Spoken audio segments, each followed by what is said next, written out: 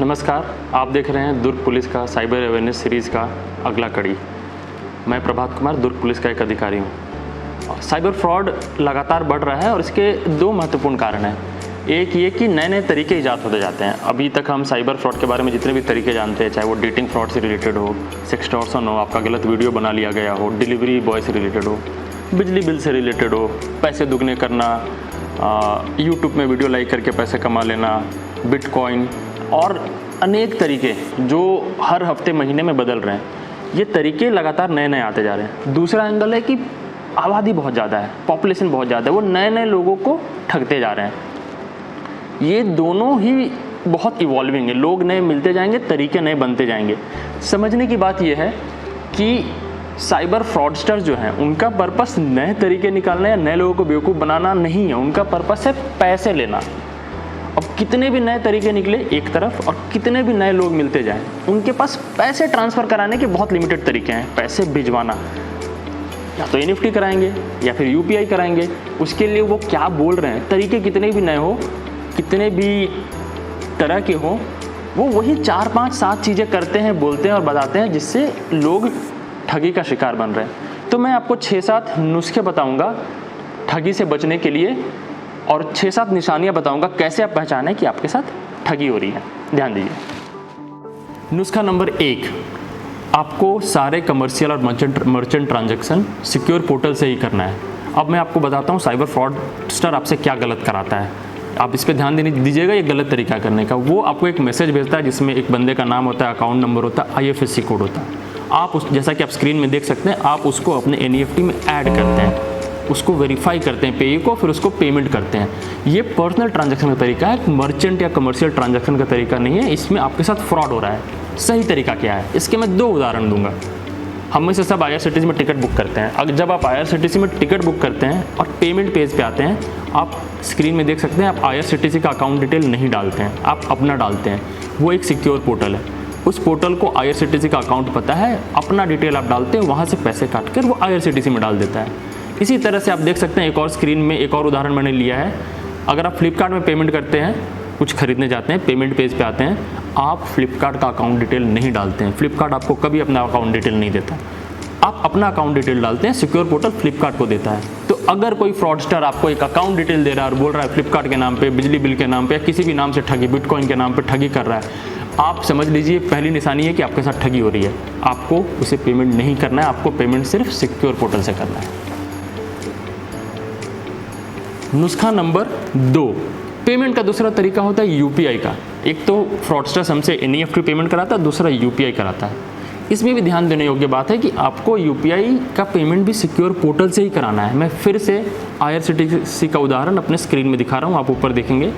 जब आप payment page पे आते हैं, आप IRCTC का UPI ID नहीं डालते हैं, आप अपना UPI ID डालते हैं। सिक्योर पोर्टल को पता होता है IRCTC का अकाउंट वहाँ पैसे भेजता है। उसी तरह से आप उदाहरण में देख सकते हैं स्क्रीन में, फ्लिपकार्ट या अमेज़न या किसी भी कमर्शियल ऑर्गेनाइजेशन के पेमेंट पेज पे जब आते हैं, तो आप उस ऑर्गेनाइजेशन का अकाउंट डिटेल नहीं डालते हैं, आप अपना अकाउंट डिटेल, अपना UPI ID डालते हैं। तो फ्रॉडस्टर्स अगर आपको बोल रहा है फ्लिपकार्ट के नाम पे ठगी कर रहा है आपके साथ, या फिर किसी बिटकॉइन के नाम पे ठगी कर रहा है, किसी और संस्था के नाम पे ठगी कर रहा है, और वो अगर वो UPI ID दे रहा है, तो वो ट्रांजैक्शन सिक्योर ट्रांजैक्शन नहीं है, वो फ्रॉड का ट्रांजैक्शन है। UPI ID डालकर पेमेंट करना जानकार, आपके जान पहचान वाले लोगों के लिए, दोस्तों के लिए, परिवार के लिए है। कमर्शियल ट्रांजैक्शन आप सिक्योर पोर्टल से ही करें, अपना UPI ID डाल करके, UPI खोलकर ट्रांजैक्शन एक्सेप्ट करके करें। संस्था का UPI ID डालने की ज़रूरत आपको नहीं पड़ेगी। नुस्खा नंबर 3, मैंने आपको बताया NEFT ट्रांजैक्शन पर्सनल नहीं करना है, UPI ट्रांजैक्शन नहीं करना। फ्रॉडस्टर्स क्या करते हैं, वो आपको जब बहलाते हैं, फुसलाते हैं, और आप थोड़ा समय लेते हैं डिसाइड करने को कि आप सही कर रहे हैं या नहीं कर रहे हैं, इस बीच में वो अकाउंट बदल देता है। अगर आज आपकी फ्रॉडस्टर से बात आती है, पहले एक अकाउंट देता है, 4 दिन बाद दूसरा अकाउंट देता है, 3-4 दिन बाद तीसरा अकाउंट देता है, ये तीसरी निशानी है कि आपके साथ फ्रॉड हो रहा है। कोई संस्था अपना अकाउंट नहीं बदलता। अगर फ्लिपकार्ट को या फिर किसी भी संस्था को, किसी बिटकॉइन की संस्था को, किसी जॉब वाली संस्था को, naukri.com को आप पेमेंट करना, वो अपना अकाउंट बार बार नहीं बदलेगा। तो अगर कोई फ्रॉडस्टर आपके साथ लंबे समय से फ्रॉड कर रहा है और बार बार अकाउंट बदल के दे रहा है, ये तीसरी निशानी है कि आपके साथ फ्रॉड हो रहा है। अकाउंट बदलने वाले लोगों को अपना पेमेंट नहीं करें। नुस्खा नंबर 4, जब आप स्विगी पे ऑर्डर करते हैं और स्विगी का बिल आता है, restaurant charges, package charges, GST, delivery charges सब एक बिल में आता है, एक साथ आता है। फ्रॉडस्टर्स क्या करते हैं, आपसे एक एक करके अलग अलग ट्रांजैक्शन लेने की कोशिश करते हैं। रजिस्ट्रेशन फ्रॉडस्टर्स, एक जनरल फ्रॉडस्टर क्या करता है, आपसे 10 ट्रांजैक्शन लेने की कोशिश करता है। बोलता है पहले रजिस्ट्रेशन चार्जेस दीजिए, आप वो दे देंगे तो verification charges, clearance charges, audit charges, GST charges, service charge भी ले लेता है, जीएसटी भी ले लेता है और सर्विस टैक्स भी ले लेते हैं, ऑथेंटिकेशन चार्जेस। इस तरह से वो अपना नंबर ऑफ ट्रांजैक्शन बढ़ाते हैं। आप एक बात ध्यान रखिए कि चार्जेस 50 तरह के भी हो, आएगा एक ही बिल में। रेस्टोरेंट में आप एक ही बिल पे करते हैं, फ्लिपकार्ट पे एक ही बिल पे करते हैं, स्विगी पर एक ही बिल पे करते हैं। ये चौथी निशानी है कि आपके साथ फ्रॉड हो रहा है। अगर आप चार्जेस अलग अलग ट्रांजैक्शन में दे रहे हैं, आपको सारा ट्रांजैक्शन एक ही बार में देना है। अगर आपसे कोई फ्रॉडस्टर मल्टीपल ट्रांजैक्शन ले रहा है, वो निशानी है कि आपके साथ फ्रॉड हो रहा है। आप अगला ट्रांजैक्शन नहीं करें, आपका जो पैसा गया वो फंस चुका है। नुस्खा नंबर 5, जब आप ऑलरेडी आधा फ्रॉड का, ठगी का शिकार हो जाते हैं, आपके इनफ पैसे फंस जाते हैं और जब आप वापस मांगने लगते हैं तो फ्रॉडस्टर बोलता है रिफंड के आपको अलग चार्जेस लगेंगे। ये रिफंड वर्ड है, जैसे ही अलग से चार्जेस की बात शुरू होती है, ये निशानी है कि आपके साथ फ्रॉड हो रहा है। आपके जितने पैसे फंस गए हैं उसे निकालने के लिए पुलिस की मदद लीजिए, 1930 पे कॉल करिए, कानून की मदद लीजिए। रिफंड के लिए जहां आप पैसे देने शुरू करेंगे वो और पैसे फंसेंगे। ये हमने अपने अनुभव से देखा है कि लोग ठगी में जितने पैसे नहीं देते हैं, ठगी के पैसे निकालने के लिए रिफंड में उससे ज़्यादा देते हैं। रिफंड का कोई चार्ज कहीं नहीं होता है। आपका स्विगी का ऑर्डर नहीं आया, पैसा रिफंड फ्री में आता है। आपका फ्लिपकार्ट का ऑर्डर गलत आया, पैसा का रिफंड फ्री में आता है। कोई भी रिफंड फ्री ही होता है, रिफंड का कोई चार्ज नहीं होता है। तो आप रिफंड के लिए पैसे नहीं दें, साइबर ठगी का शिकार नहीं बने। रिफंड के लिए पैसे मांगना और देना 5वीं निशानी है कि आपके साथ ठगी हो रही है। नुस्खा नंबर 6, एक और तरीका है साइबर ठगी का जो जनरली डिलीवरी सर्विसेज वाले यूज़ करते हैं, कि वो बोलते हैं मैडम आपका या सर आपका डिलीवरी आया है, लेकिन आपको पेमेंट जल्दी, आपको डिलीवरी अगर जल्दी चाहिए तो 5 रुपये, 10 रुपये, 2 रुपये, 50 रुपये और लगेंगे, हम एक लिंक भेज रहे हैं, उसमें आप 5-10 रुपये पे कर दीजिए। ऐसा बोलकर आपको भ्रमित करके वो एक गूगल फॉर्म या एक फॉर्म भरवा लेते हैं जहाँ पर आपका सारा अकाउंट का डिटेल ले लेते हैं और फिर वो खुद वहाँ से आपके अकाउंट से पैसे निकाल लेते हैं। आप फिर से ध्यान रखिए, ऐसी कोई कंपनी, जब आपने हज़ारों का सामान खरीद लिया है, उसके डिलीवरी के लिए वो 5 रुपये और क्यों लेगा।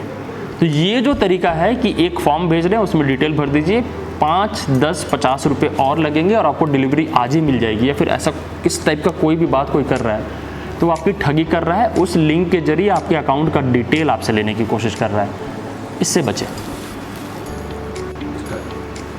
7वां और आखिरी नुस्खा, अभी तक जो 6 मैंने बताया है, इसमें जैसा कि साइबर ठगी में हमने देखा है कि ठग आपके अकाउंट को हैक करके पैसे निकाल ले, ऐसा कम होता है, वो आपको बहला फुसला कर ज़्यादा पैसे लेता है। तो पहले 6 नुस्खे जो मैंने बताए हैं जिसमें आप खुद ठग को पैसा दे देते हैं, उससे बचने के नुस्खे बताए हैं।